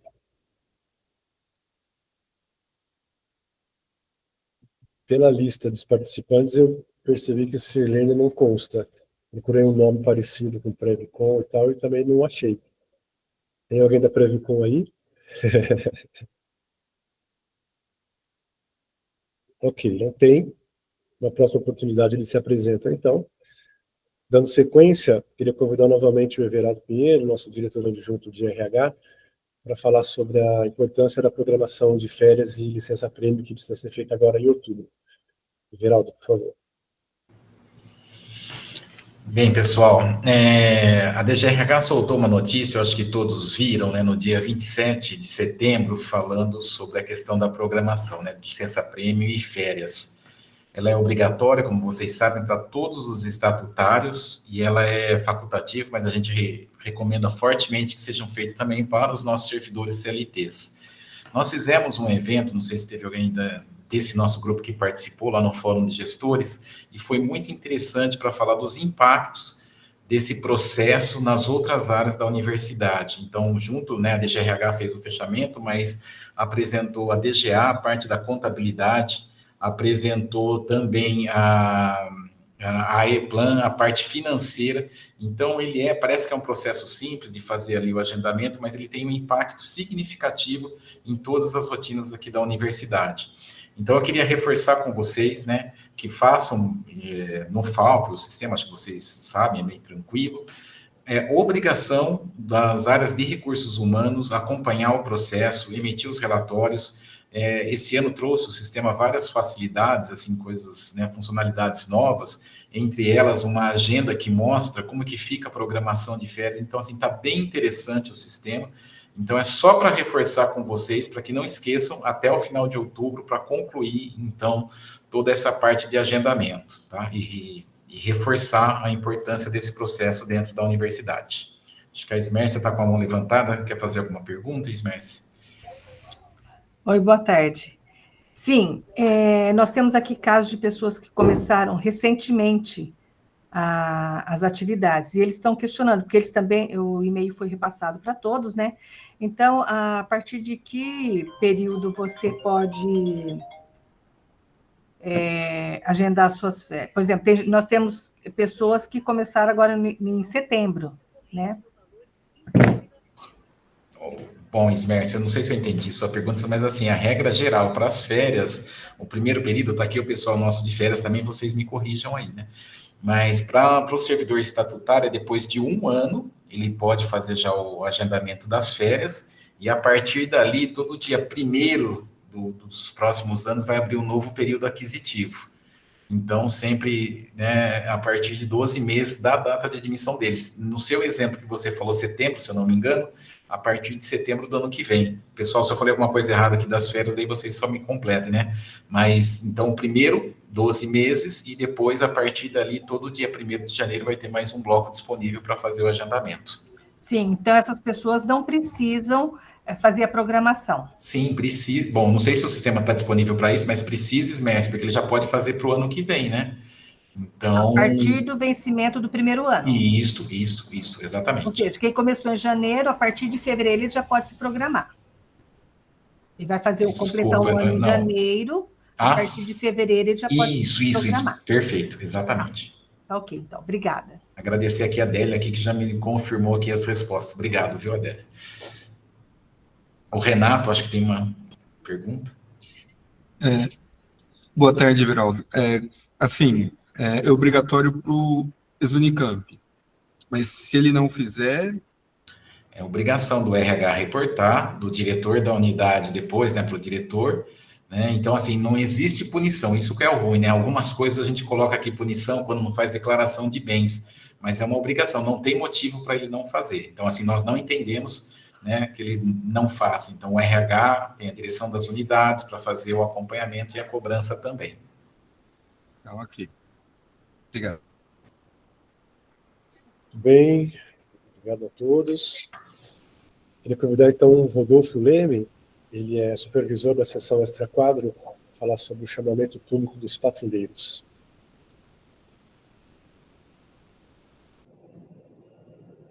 Olá, boa tarde, tudo bem? Está me ouvindo? Sim. Certinho. Então, pessoal, é o seguinte, é mais para trazer um aviso aí para vocês, né? A DGRH está fazendo o edital de chamamento público dos patrulheiros, né? O contrato hoje dos patrulheiros é com a CampC, né, que é o nome a gente popularmente chama de patrulheiros, né? E, enfim, ele está chegando ao fim no início do ano que vem, né? E quando a gente foi fazer a renovação desse contrato, a PG nos orientou que seria necessário fazer um edital de chamamento público, né? E, para quem não conhece, ele é mais ou menos similar, assim, à licitação, né? Então, é algo assim, é algo inédito na Unicamp, é o primeiro chamamento público na Unicamp, né? Então, ele é extremamente importante e trabalhoso ao mesmo tempo, né? Então, ele está numa fase final de validação, ele já foi feita uma versão, foi para a nossa PG validar, voltou com algumas alterações, a gente fez novamente, passou, então a gente está nesse trâmite final aí de validação pela Procuradoria da Unicamp, né? E assim que ele for validado, o edital vai ser publicado no site da DGRH e também no DOE, né? E com isso a gente vai dar sequência nesse chamamento público, né? Vai receber documentação, a escolha da empresa, vencedora, enfim. Pode ser que seja o próprio CampC, ou não, né? É um edital público, né? Chamamento público, enfim, as empresas irão se candidatar e serão avaliadas as propostas, as documentações das empresas, né? Enfim. Esse contrato é de até 10 anos, o que nos dá uma segurança aí na continuidade desses jovens aprendizes na Unicamp, né? A previsão de início é que seja no primeiro trimestre do ano que vem, seja o início com finalização desse chamamento público e já o início desses jovens aprendizes, né? E lembrando, assim, que para as unidades não vai ter mudança nenhuma, né? Vai continuar da mesma forma, o pessoal lá do CAED, do DIPSI, faz todo esse trâmite com as unidades, envia para as unidades esses jovens aprendizes, e aqui o Extra Quadro é o responsável pela admissão no sistema, né, desses jovens. Então, é isso, né? Assim, a Unicamp está trabalhando, a DGH está trabalhando nesse edital de chamamento público, e reforço assim, que é algo inédito, é o primeiro edital de chamamento público da Unicamp, e está sendo trabalhado, e está em fase final de validação pela Procuradoria, e assim que a gente espera que nos próximos dias, aí, nas próximas semanas, a gente dá sequência nesse edital, para que no início do ano que vem já sejam esses jovens que cheguem para a Unicamp nesse novo formato de contratação. Acho que seria isso, Paraíso. Muito bem, Rodolfo. Obrigado pelas informações. Não sei se alguém quer perguntar alguma coisa, fazer algum comentário. É só importante, né, Paraíso, frisar que, assim, para as unidades não vai mudar absolutamente nada, né? É só a forma de contratação, a forma de contrato com a empresa que vai ser diferente. Hoje era um contrato de colaboração e vai ser um edital de chamamento público, né? Legal. Obrigado, Rodolfo. Então, dando sequência, queria convidar a Glaucia Lorenzetti, nos projetos estratégicos aqui da DGRH, para compartilhar com a gente o andamento do projeto piloto do trabalho híbrido.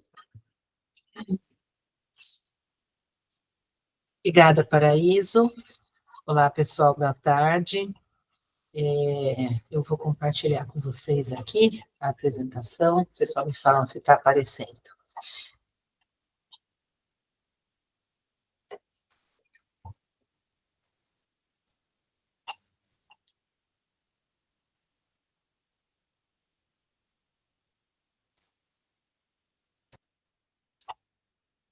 Está aparecendo? Sim, sim. Tá, joia, obrigada.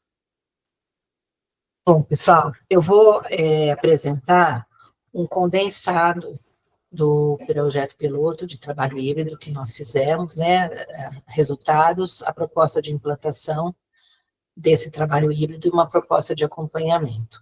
Como o nosso tempo é curto, né, a gente tem vários assuntos para hoje, eu fiz esse condensado, mas já houve uma apresentação do trabalho completo, né, que foi feita no início de outubro, e inclusive vários de vocês já podem ser que tenham participado, porque nós convidamos os RHs também para participar dessa apresentação, né?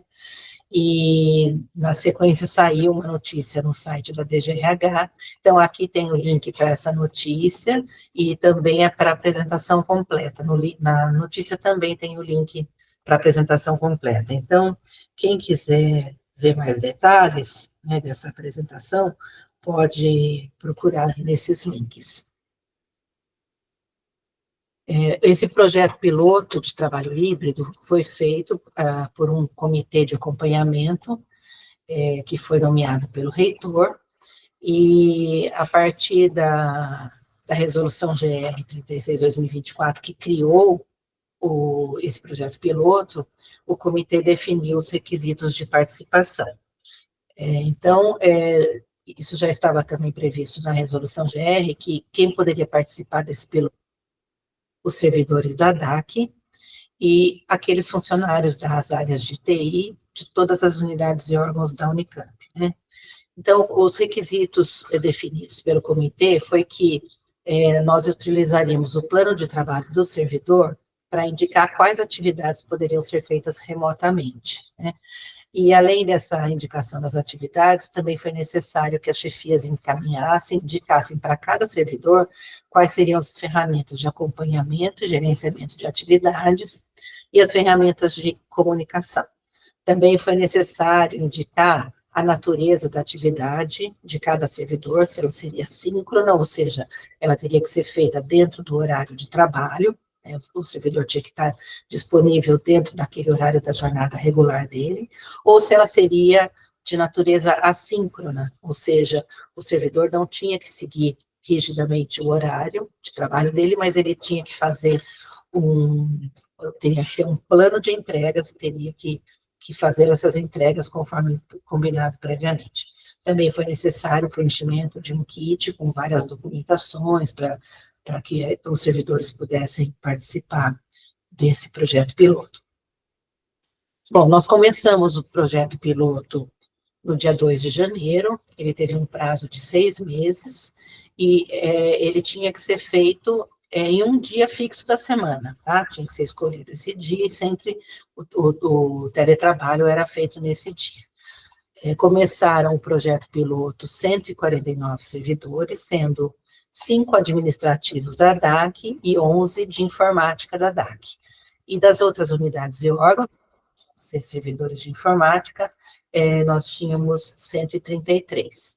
Ao longo desses 6 meses, foram havendo algumas desistências, né, por motivos diversos, nós concluímos o projeto piloto com 139 servidores. Bom, o comitê de acompanhamento definiu e combinou com os participantes que seriam feitas avaliações mensais, né, tanto para o servidor participante quanto para a chefia desse servidor, né. Então, foram feitas, a cada mês completado, né, de projeto piloto, foi feita uma avaliação mensal dos meses de janeiro a maio, e no final dos 6 meses foi feita mais uma avaliação, já considerando o período como um todo, né. Então, nós perguntamos para as chefias como estavam sendo, para os servidores e para as chefias, como estava sendo a realização das atividades, o cumprimento das atividades, metas, perguntamos sobre as ferramentas de gerenciamento de atividades, de comunicação, e também aspectos positivos, negativos do teletrabalho e sugestões de melhoria. Então, agora eu vou apresentar os resultados dessas avaliações que foram feitas, né? Tanto mês a mês, quanto no 6º mês, que foi a avaliação geral. Como essas avaliações foram muito semelhantes de um mês para outro, praticamente não houve alteração, a gente, até para não ficar muito longa a apresentação, nós condensamos, né, fizemos um compilado dos itens avaliados, então elas correspondem às avaliações a cada mês e também do 6º mês, né. Em relação a metas estabelecidas versus as entregas, tanto o servidor quanto as chefias, né, disseram que foram totalmente atingidas. Quando nós perguntamos sobre a comparação da realização, da dificuldade da realização das atividades, comparando teletrabalho com o presencial, o servidor, a maioria dos servidores, disse que é mais fácil fazer as atividades no teletrabalho. Para a chefia, era o mesmo grau de dificuldade, tanto no teletrabalho quanto no presencial. Sobre a adequação e utilização das ferramentas para registro e gerenciamento de atividades, as respostas foram iguais, tanto a chefia quanto os servidores disseram que as ferramentas eram totalmente adequadas e que o servidor conseguia utilizar essas ferramentas adequadamente. E a mesma resposta para as ferramentas de comunicação da equipe, com a equipe, né? Sobre a experiência de estar ou gerenciar o teletrabalho, tanto servidor quanto chefia disseram que foi positiva. E aí nós tínhamos algumas perguntas, né, cujas respostas eram abertas, então nós tivemos que fazer um agrupamento, né, dessas perguntas, para fazer essa classificação, e aqui nós trouxemos aquelas respostas que foram mais frequentes, né, para cada item avaliado, nós trouxemos as 4 primeiras mais frequentes. Então, em relação aos aspectos positivos do teletrabalho, tanto chefia quanto servidor indicaram uma economia de tempo e de recursos, a chefia ainda relacionando essa redução ao deslocamento, né, a não necessidade do deslocamento. Eles também identificaram maior produtividade, foco, e a qualidade do trabalho também, e com isso também melhorando a qualidade de vida, o bem-estar. E também apontaram a flexibilidade e a autonomia como aspectos positivos. Em relação aos aspectos negativos, a maioria de chefias e servidores disseram que não havia aspectos negativos, mas ainda houve alguns apontamentos relacionados à interação social reduzida, comunicação, interação limitadas, no caso da chefia, as limitações do modelo, as restrições das normas do piloto. Para o servidor ainda, eles indicaram a falta de infraestrutura e tecnologia, a falta da Unicamp prover essa infraestrutura, né? E algumas chefias ainda indicaram desafios de gestão e controle. E ainda, em relação a comentários e sugestões, houve indicação do aumento de dias de teletrabalho na Unicamp, na semana, muitos feedbacks positivos, né? Uma demanda também de flexibilização desse dia na semana, a provisão de infraestrutura e suporte pela Unicamp, né, para os servidores. As chefias ainda apontaram ampliação do teletrabalho para outras funções e cargos. Bom, a partir de todas essas avaliações que foram feitas e também de outras pesquisas que nós fizemos com dirigentes e outras conversas que nós tivemos com várias áreas que estavam relacionadas ao probatório, as ferramentas, a gente não trouxe essas respostas aqui por conta do tempo mais escasso, mas nós fizemos uma proposta, o comitê fez uma proposta, mas que levou em consideração todas as contribuições dessas áreas, né, da reitoria, da procuradoria-geral, da direção da unidade, de outros órgãos, para fazer essa proposta. Então, a proposta, como ficou? As principais alterações, né, que foram feitas agora nessa proposta de implantação do trabalho híbrido em relação ao piloto, né? Então, a inclusão de outros cargos ou funções da carreira PAEP, além da carreira de TIC, né, que era basicamente carreira de TIC no piloto, desde que compatíveis com o teletrabalho, com algumas exceções que estão na apresentação geral, eu não vou entrar em detalhe aqui por conta do tempo.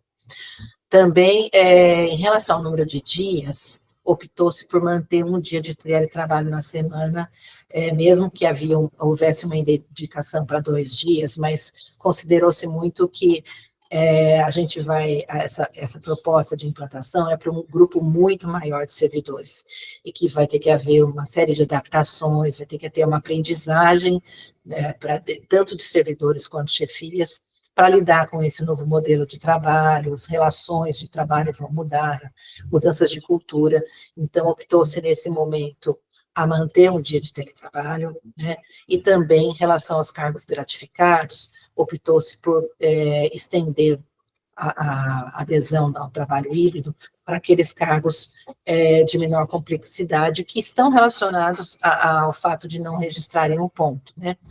Mas isso tudo pode ser revisto no futuro, não está fechado, né? Porque existe uma ideia de que essa nova modalidade seja acompanhada, que seja feita avaliações. Então, se isso se mostrar positivo e os resultados forem positivos, a gente tem a possibilidade de ampliação tanto do número de dias quanto de outros cargos, né? Com relação aos probatórios, foi definido que eles poderiam participar a partir do 2º ano, desde que houvesse avaliações semestrais positivas. Bom, a partir de tudo isso também foi feita uma proposta de acompanhamento das atividades em teletrabalho, a partir da identificação pelos dirigentes das funções que seriam elegíveis para o trabalho híbrido nas unidades e órgãos. Essa identificação seria baseada na função ou no cargo daqueles servidores e no organograma. Então, começaria com a identificação dos dirigentes, aí teria uma análise para a identificação da elegibilidade do servidor, considerando se aquela função é elegível ou não, o desempenho desse servidor, né, tanto do servidor já estável quanto do probatório, e também a ideia é que haja alguns treinamentos obrigatórios para o servidor se preparar para o trabalho híbrido, então ele teria que atender esses 3 requisitos, né? Uma vez ele estando elegível para o teletrabalho, e se ele tiver interesse em participar do teletrabalho, entraria numa segunda fase, que seria a identificação dentro do sistema de gestão, numa nova aba, das atividades que poderiam ser feitas remotamente, né? Dentro do plano de trabalho dele, a chefia identificaria quais atividades podem ser feitas remotamente e construiria, junto com o servidor, para cada uma dessas atividades, um plano de entregas, né? Então, ele teria ali metas, prazos a cumprir nos dias de teletrabalho. E nesse mesmo sistema, o servidor, ele iria fazer o registro das atividades realizadas no dia de teletrabalho. Então, a cada semana que ele fizer o teletrabalho, ele vai registrar lá. Nessa atividade A, ele fez isso, isso, isso. Na atividade B, ele fez isso, isso, isso. Ele faz isso toda semana, e ao final de um ciclo, a chefia imediata, ela avalia como foi a atividade desse servidor em teletrabalho, como foram as entregas, os prazos, o cumprimento dos prazos, né? E ele vai fazer uma avaliação. Então, a chefia pode dizer se esse plano de entregas foi adequado, né? No primeiro ciclo, a gente está propondo que esse ciclo seja igual para todos os participantes, num prazo de 1 mês, né? Se esse plano de entregas estiver adequado, aí ele pode ser revisto a cada 3 meses. Se esse plano de entregas não estiver adequado, mas a chefia acha que ainda dá para fazer recomendações, acompanhar, né, por um tempo ainda para ver se esse servidor consegue se adequar, ele poderia ser revisto a cada mês, né, durante essa fase do plano em acompanhamento. Agora, se a chefia identificar que ele não está adequado e que ele não está atendendo e não tem mais jeito neste momento, ele pode cessar o teletrabalho, né? E também o teletrabalho pode ser cessado por outros motivos, né, por necessidade do serviço, da instituição, ou mesmo a pedido do servidor. Em todos esses casos, a chefia deve fazer uma justificativa, então nós teríamos aí um sistema para fazer todo o acompanhamento, o controle, o registro das atividades em teletrabalho. Então, haveria dentro da universidade um sistema, uma ferramenta padronizada para fazer esse acompanhamento. Isso é muito importante, principalmente considerando uma possibilidade de uma denúncia ou de uma fiscalização externa que queira entender como é que está sendo feito. Então, é muito importante a gente ter essa ferramenta padronizada para ter esse acompanhamento. E também para o próprio comitê, né, poder avaliar, acompanhar como que vai ser feito, como é que vai estar sendo aplicado o andamento dessas atividades desse novo grupo, e para poder propor no futuro, quem sabe, melhorias e ampliações. Em relação às próximas etapas, existe uma deliberação CAD, né, que propõe a implantação do trabalho híbrido. Essa deliberação está em análise pela PG, então a gente ainda não tem o retorno, ela teria que ser apreciada e aprovada na CAD, então não sabemos ainda quando isso vai acontecer, né, mas nós teríamos, assim que isso for aprovado, que a gente espera que seja, né, nós temos aí uma fase de preparação do sistema e dos ambientes para identificação dos elegíveis, para adesão dos servidores e elaboração dos planos de entrega, isso está sendo feito já pela informática da DGRH. Na sequência, seriam disponibilizados formulários no sistema para identificação dos elegíveis ao teletrabalho pelos dirigentes das unidades e órgãos, e na sequência a gente já poderia disponibilizar os ambientes no sistema de gestão de desempenho para a elaboração do plano de entregas e para o acompanhamento do teletrabalho, que aí seria feito em conjunto pelas chefias e servidores. Bom, basicamente é isso, desculpa que eu corri um pouquinho, que eu não quis tomar muito tempo, né, por conta da extensão aí das pautas, e aí eu fico à disposição. Mais detalhes, como eu falei, estão naquela outra apresentação, que está bem mais completa, mas eu fico à disposição também, não sei se vai abrir para perguntas ou Paraíso. Eu vou parar aqui de compartilhar. Tá, Glaucia, obrigado. Esse assunto já tinha sido apresentado, né, como a Glaucia falou, em outras reuniões, nós fizemos uma notícia, mas eu achei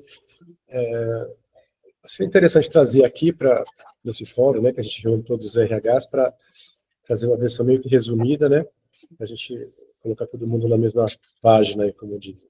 Eu não sei se alguém tem alguma pergunta para fazer, se querem comentar alguma coisa sobre esse tema. Ok. Então, a gente passa para o último tópico. Obrigado de novo, Glaucia, por trazer essa pauta aqui. Eu que agradeço a oportunidade para isso. Valeu, Glaucia. A gente traz, então, o último item da nossa programação, que são os informes aí do GGBS. Eu queria convidar o coordenador do GGBS, o Carlos Fernandes Júnior, por favor. Isso. Boa tarde a todos e todas. Obrigado, Paraíso, pelo espaço no RH em Rede.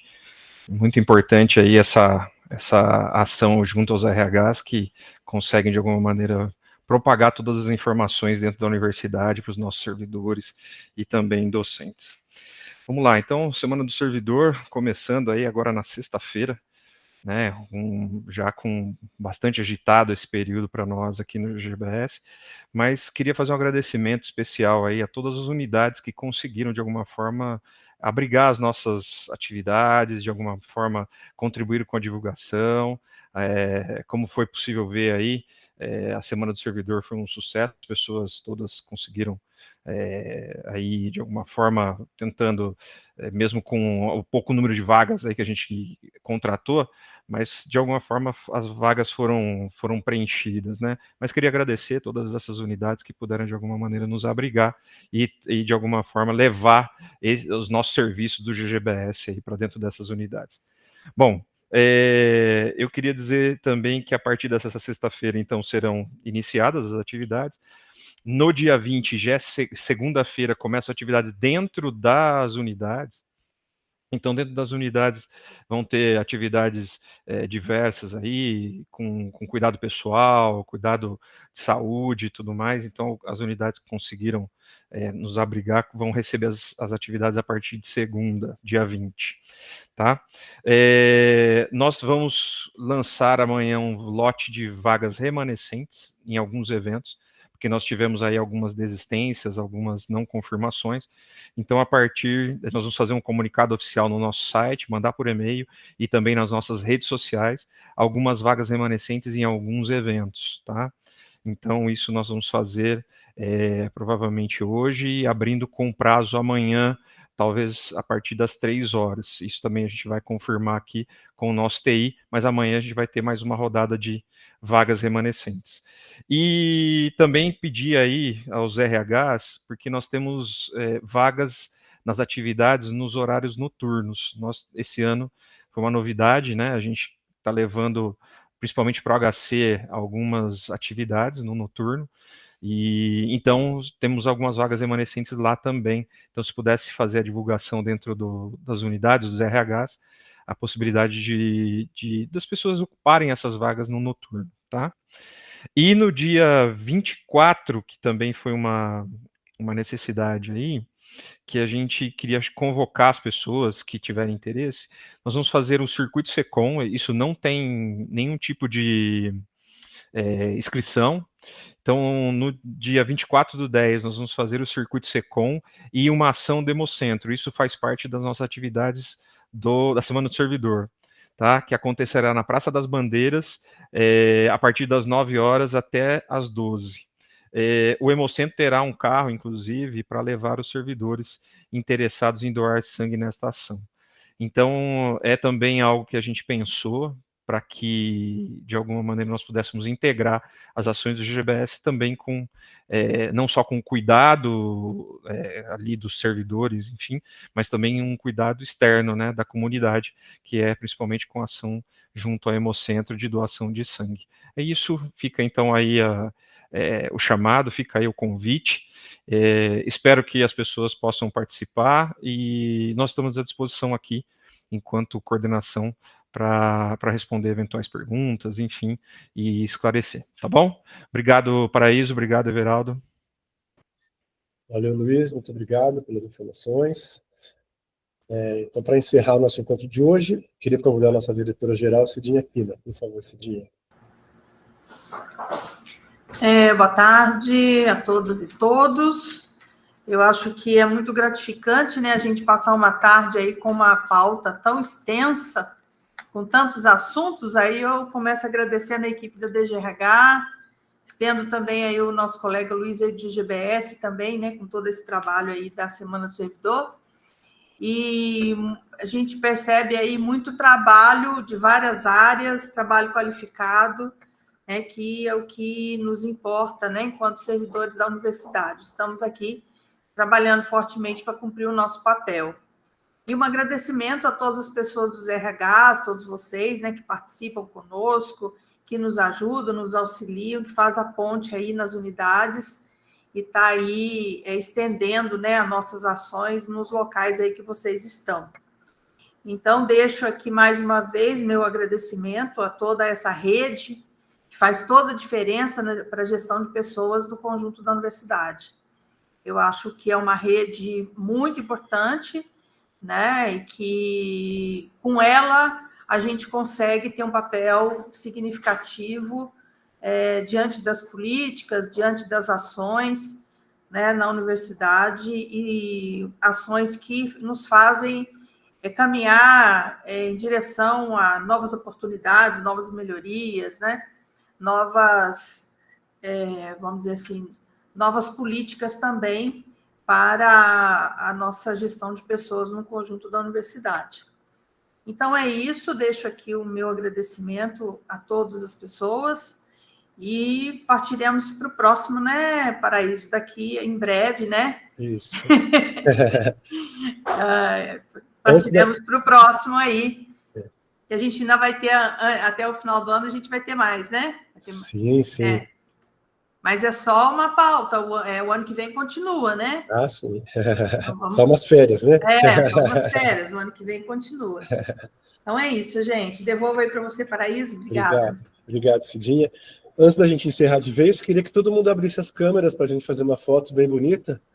Vocês estão tão bonitos, as fotos ficam sempre mais bonitas com vocês. Olha aí como fica mais bonito. Concordam comigo? Olha aí.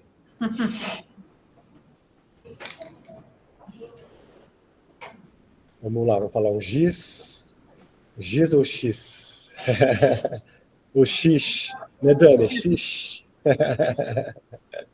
Laurinha está tirando as fotos aí. Então é isso, gente. Muito obrigado. A gente se vê aí em breve no próximo encontro do RH em Rede. Um abraço para vocês. Tchau, tchau. Tchau, tchau.